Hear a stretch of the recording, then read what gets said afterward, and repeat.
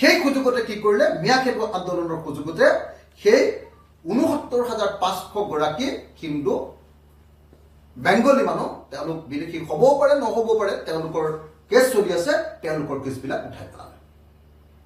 আৰু দুৰ্ভাগ্যজনকভাৱে এই তথাকথিত মিয়া খেদুৱা আন্দোলনৰ কোনো মানুহে আনকি তেওঁলোকৰ সংগঠনৰ নেতৃবৰ্গই এতিয়ালৈকে এই হিন্দু বেংগলীবিলাকৰ সন্দেহযুক্ত হিন্দু বেংগলী নাগৰিক যিবিলাক মানুহৰ কা আন্দোলনৰ জৰিয়তে আমি বিৰোধিতা কৰিছিলোঁ আৰু যিবিলাক মানুহ কাখন পাছপৰ্টৰ জৰিয়তে ন্যায্যতা দিবলৈ চেষ্টা কৰা হ'ল সেই মানুহবিলাকক এতিয়া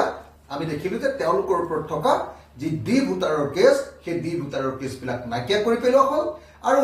ডি ভোটাৰৰ কেছ নাইকিয়া কৰি এতিয়া তেওঁলোকক নাগৰিকত্ব প্ৰদান কৰাৰ কাৰণে সকলো সুযোগ সুবিধা প্ৰদান কৰি দিয়া হ'ল মিয়া খেদাৰ এই আন্দোলনটোৰ এনেকুৱা সময়ত তৈয়াৰ কৰি দিয়া হ'ল উচ্ছেদটো এনেকুৱা সময়ত কৰি দিয়া হ'ল যি সময়খিনিত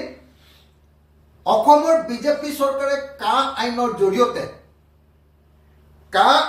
জৰিয়তে আমি দেখিবলৈ পালোঁ যে ৬৯,৫০০ হিন্দু বাংলাদেশী মানুহৰ পৰা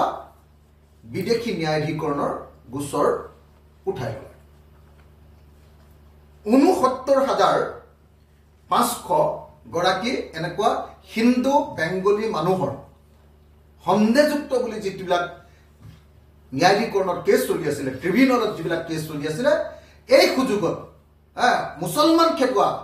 আপোনাৰ মিয়া খেদুৱা যি আন্দোলনৰ যিটো সুযোগ সেই সুযোগতে কি কৰিলে মিয়া খেদুৱা আন্দোলনৰ সুযোগতে সেই ৬৯,৫০০ গৰাকী হিন্দু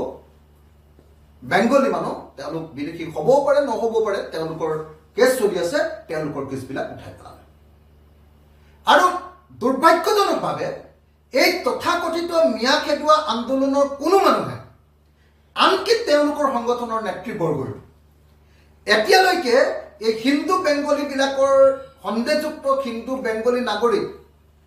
যিবিলাক মানুহৰ কা আন্দোলনৰ জৰিয়তে আমি বিৰোধিতা কৰিছিলোঁ আৰু যিবিলাক মানুহ কাখন পাছপৰ্টৰ জৰিয়তে ন্যায্যতা দিবলৈ চেষ্টা কৰা হ'ল সেই মানুহবিলাকক এতিয়া আমি দেখিলোঁ যে তেওঁলোকৰ ওপৰত থকা যি ডি ভোটাৰৰ কেছ সেই ডি ভোটাৰৰ কেছবিলাক নাইকিয়া কৰি পেলোৱা হ'ল আৰু ডি ভোটাৰৰ কেছ নাইকিয়া কৰি এতিয়া তেওঁলোকক নাগৰিকত্ব প্ৰদান কৰাৰ কাৰণে সকলো সুযোগ সুবিধা প্ৰদান কৰি দিয়া হ'ল গতিকে এইটোৰ পৰা প্ৰমাণিত হৈ গ'ল অসমৰ মুখ্যমন্ত্ৰীয়ে কৈছিলে যে কাৰ জৰিয়তে কেৱল আৰু কেৱল 2জন নে 3জন মানুহে আবেদন কৰিছে এতিয়া এই সন্দেহযুক্ত হিন্দু বাংলাদেশী নাগৰিকসকল তেওঁলোক বাংলাদেশী নহ'বও পাৰে সন্দেহযুক্ত এই বেংগলী মানুহবিলাকক এতিয়া কিমান মানুহ ৬৯,৫০০ গৰাকী মানুহক কা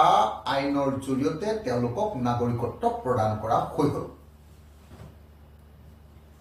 তেওঁলোকক নাগৰিকত্ব প্ৰদান কৰি দিলে কালিৰ দিনটোত যেতিয়া সেই নিৰ্দেশ জাৰি কৰি দিলে যে কেছবিলাক উঠাই দিব লাগে তেওঁলোকক আৰু কোনো পধ্যে 2019ৰ কা আন্দোলন কাখনৰ জৰিয়তে তেওঁলোকক মান্যতা দি দিয়া হৈছে গতিকে তেওঁলোক আৰু কোনো পধ্যে মানে ডাউটফুল ভোটাৰ নহয় তেওঁলোক আৰু কোনো পধ্যে সন্দেহযুক্ত নাগৰিক নহয় তেওঁলোকক এতিয়া আমি মানে নাগৰিকত্ব প্ৰদান কৰি দিম সেইকাৰণে দেখা গ'ল যে কাৰ জৰিয়তে কালিৰ দিনটোতে ৬৯,৫০০ গৰাকী মানুহক নাগৰিকত্ব প্ৰদান কৰা হ'ল